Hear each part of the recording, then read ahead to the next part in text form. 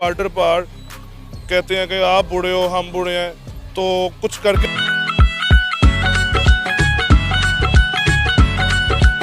दोस्तों सत श्री अकाल, नमस्ते, अस्सलाम वालेकुम, वेलकम बैक। तो कैसे हैं आप? आई होप आप सब ठीक ठाक होंगे। तो जैसे आप सब जानते हैं कि इंडिया पाकिस्तान की जो है इश्यूज चलते रहते हैं, तो इसी के चलते हुए आज जो है पीएम मोदी ने, प्राइम मिनिस्टर मोदी साहब ने पाकिस्तान को चैलेंज कर दिया है कि वो अपनी इकोनॉमी को ठीक करे और हम इधर से अपनी इकोनॉमी को ठीक करते हैं और देखते हैं कि अपनी इकोनॉमी को पहले कौन ठीक करता है, अपनी जो है कंट्री को जो है तरक्की कौन दिलवाता है। तो ये एक बहुत अच्छी बात है। तो स्टार्ट करते हैं, वीडियो देखते हैं इसमें क्या है मजीद। तो पाकिस्तान की पब्लिक इसके बारे में क्या मतलब कि अपना पॉइंट ऑफ व्यू रखती है, तो देखते हैं मजीद। तो उससे पहले चैनल के लिए सब्सक्राइब, बेल आइकन प्रेस कर लें ताकि मजीद ऐसी और भी वीडियो देखने को मिलती रहे। तो चलिए जल्दी से स्टार्ट करते हैं।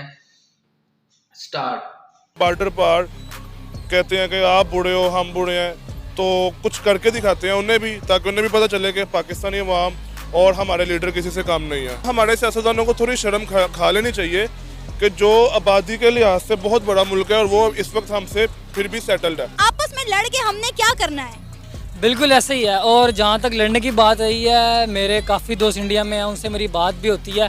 बात यह है कि वहाँ पर भी लोग ही रहते हैं, हमारी तरह लोग रहते हैं, हमारी ही ज़ुबान बोलते हैं, हमारी ज़ुबान भी सेम है, आपस में हमारी फीलिंग्स भी सेम होती हैं, लेकिन आज तक कभी हमारी आपस में लड़ाई की बातें नहीं हुई। हमारे हुक्मरान जो हैं वो अगर इस चीज़ को, चैलेंज को एक्सेप्ट करते हैं ना, तो इंशाल्लाह हम पाकिस्तानी हर चीज़ में किसी से भी कम नहीं, सब चीज़ों में सबसे बेहतर है। चाहे पाकिस्तान में हो कोई अवाम हो, चाहे पाकिस्तान से बाहर है, कहीं पे भी देख लें, हर जगह सबसे ज़्यादा पाकिस्तानी आपको टैलेंट वाले लोग पाए जाएंगे और इंशाल्लाह हम उनसे ज़्यादा और जल्दी ख़त्म कर सकते हैं।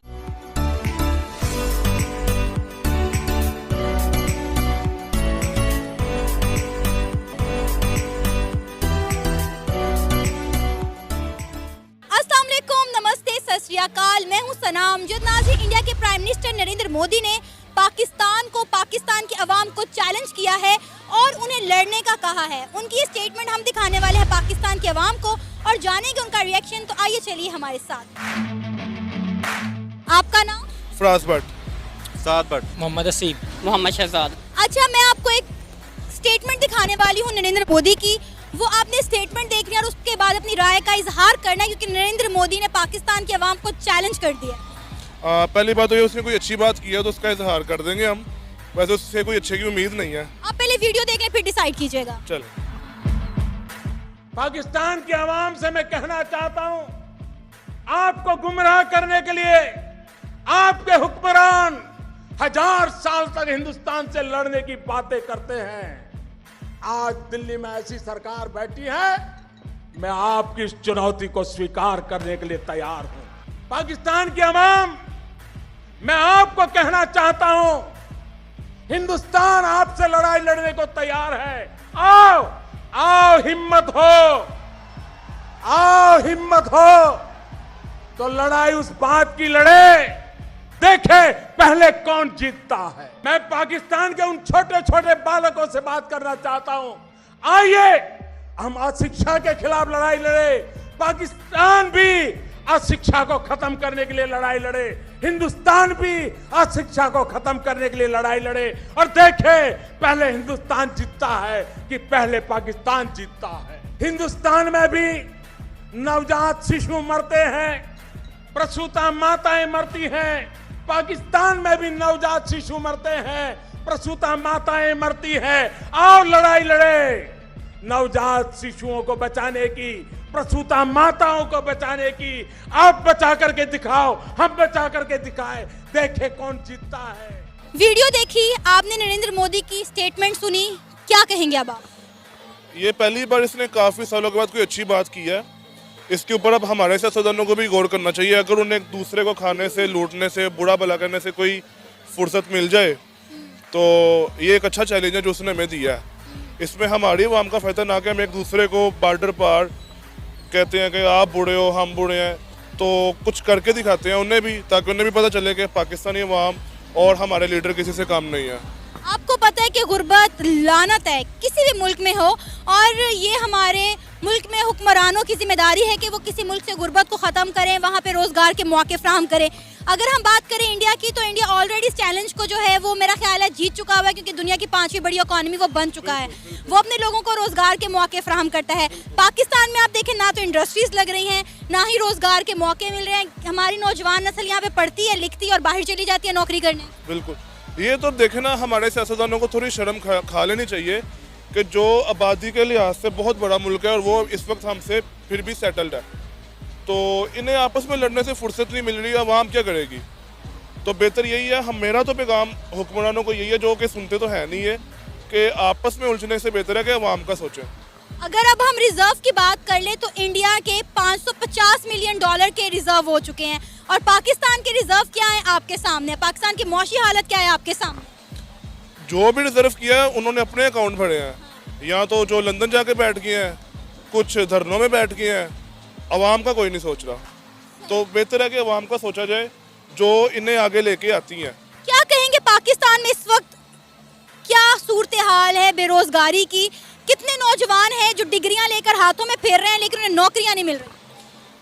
हम डिग्रियों की बात नहीं करेंगे, हमें अपने मुल्क के लिए, हम खुद एक एथलीट है, बॉडी बिल्डिंग करते हैं, जो भी कर रहे हैं हम अपने बलबूते पे कर रहे हैं।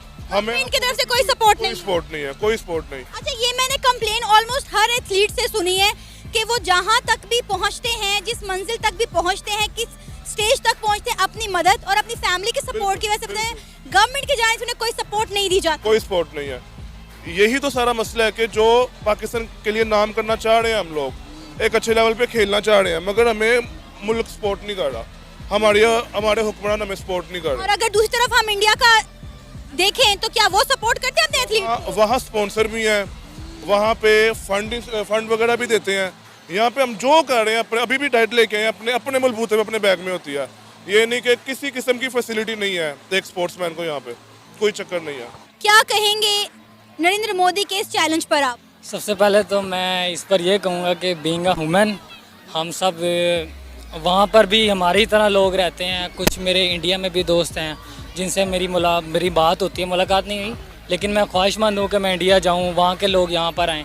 हम अमन पसंद लोग हैं, जैसे कि हम पाकिस्तानी, हम अमन पसंद लोग हैं, हम अमन पसंद करते हैं और उनकी रिस्पेक्ट, मोदी जी की मैं रिस्पेक्ट करता हूँ। उनके जो व्यूज़ हैं उनको मैं साइड पर रख कर तो उनकी रिस्पेक्ट करता हूँ। लेकिन जो बात यह कि सबसे पहले तो अभी हमारे कंट्रीज़ में, जिस तरह इंडिया में और पाकिस्तान में इन्फ्लेशन रेट जितना हाई है एज़ कम्पेयर टू पाकिस्तान, उनका आई थिंक के काम में हमारा उससे ज़्यादा है। सो इसलिए आई थिंक कि हमें ये सारी चीज़ें साइड पे रख कर तो जो है हमें अपनी जो जितनी भी हम तरक्की कर सकें, जितनी भी हम प्रोग्रेस कर सकें, तो आई थिंक कि हमें ज़्यादा से ज़्यादा उस पर काम करना चाहिए, ना कि क्योंकि जो मीडिया है, मीडिया हमारी पाकिस्तान की आवाम और इंडियन आवाम जो है वो सिर्फ कनेक्ट हो रही है मीडिया से, और जितने भी वे ऑफ कम्युनिकेशन है उससे कनेक्ट हो रही है।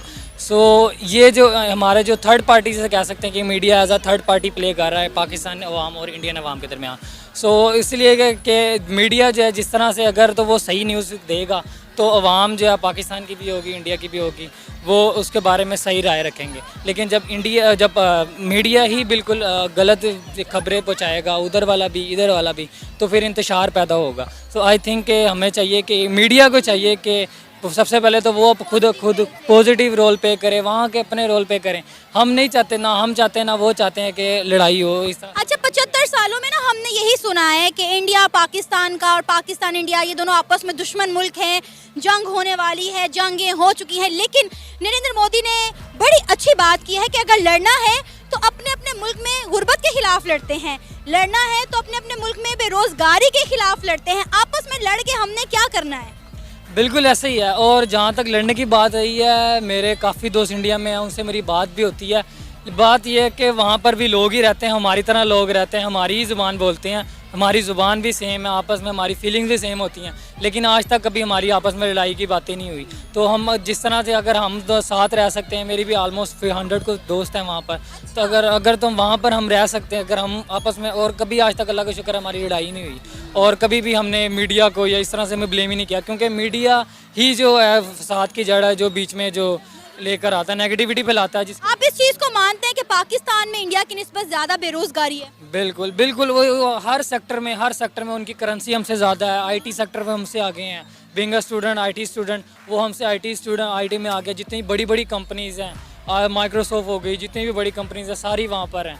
तो यहाँ पर कोई भी बड़ी ऐसी कंपनी नहीं है जो स्टूडेंट के लिए मतलब कि आपके लिए फ़ायदेमंद हो, लेकिन वहाँ पर बच्चों को बहुत सारी अपॉर्चुनिटीज़ मिलती हैं, बहुत सारे फ़ायदे मिलते हैं, लेकिन यहाँ पर बिल्कुल भी ऐसा नहीं है। और जितनी भी बड़ी कंपनीज़ हैं उनके कोई भी मतलब इस तरह से हेड ऑफिस वगैरह नहीं है या कोई भी ऑफिस वगैरह नहीं है। सो आई थिंक पाकिस्तान मीडिया को और पाकिस्तान हुकूमत को इस तरह का इक़दाम लेना चाहिए ताकि जो हमारी जो पाकिस्तानी अवाम है ज़्यादा से ज़्यादा उससे मुफीद हो सके और हमारी जो इन्फ्लेशन रेट है वो कम से कम हो।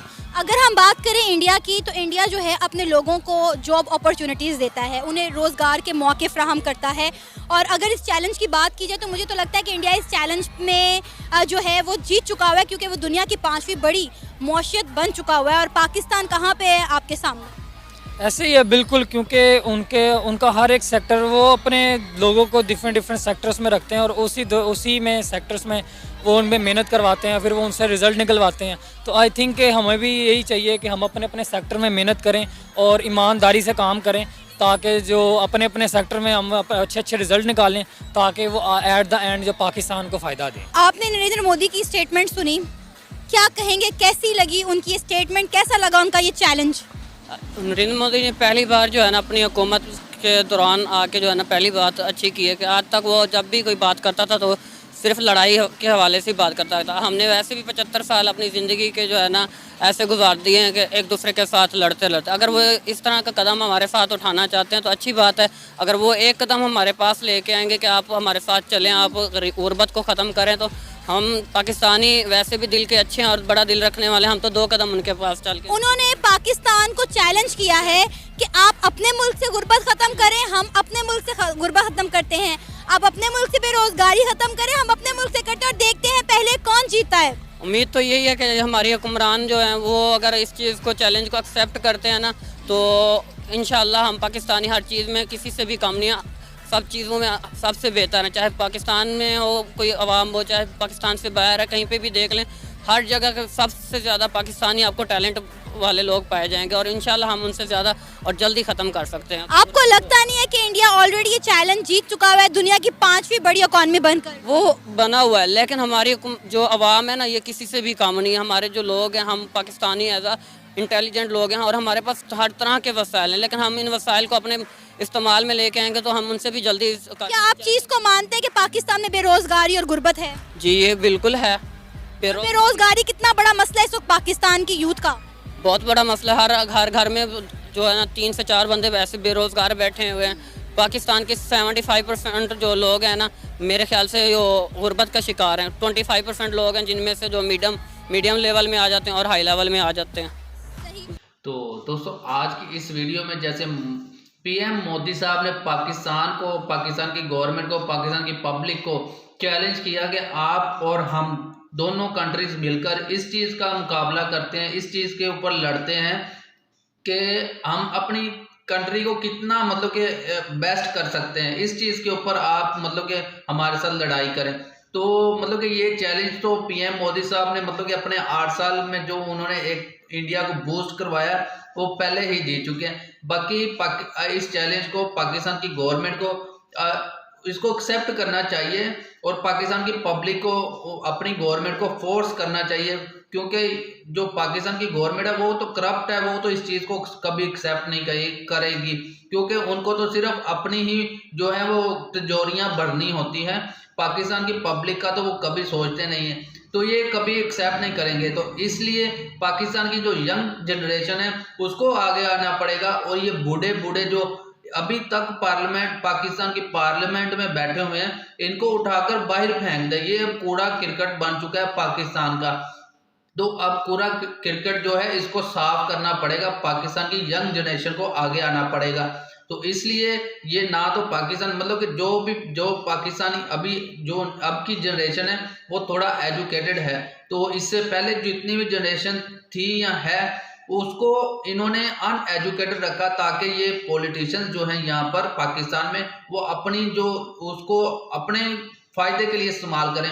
जो हमसे पहले जो जनरेशन थी उसमें उससे पहले मतलब कि 1947 से लेकर अभी तक 75 ईयर्स तक हो गए हैं, तो इन्होंने जितनी भी जनरेशन, ये 3-4 जनरेशन जितनी भी गुजरी हैं इस अरसे में, इन्होंने इंडिया हिंदू धर्म के बारे में उनके दिमागों में इतना जहर घोल रखा है कि आज के जो पेरेंट्स हैं, हमसे पहले वाली जनरेशन, वो अपने बच्चों को यही कोशिश करते हैं बताने की कि इंडिया हमारा जो दुश्मन है और हिंदू धर्म की वजह से, मतलब कि हमारे यहाँ पर जो पेरेंट्स हैं वो कहते हैं कि इंडिया हमारा दुश्मन है इस बेस पर कि कश्मीर के ऊपर वो जुल्म करते हैं।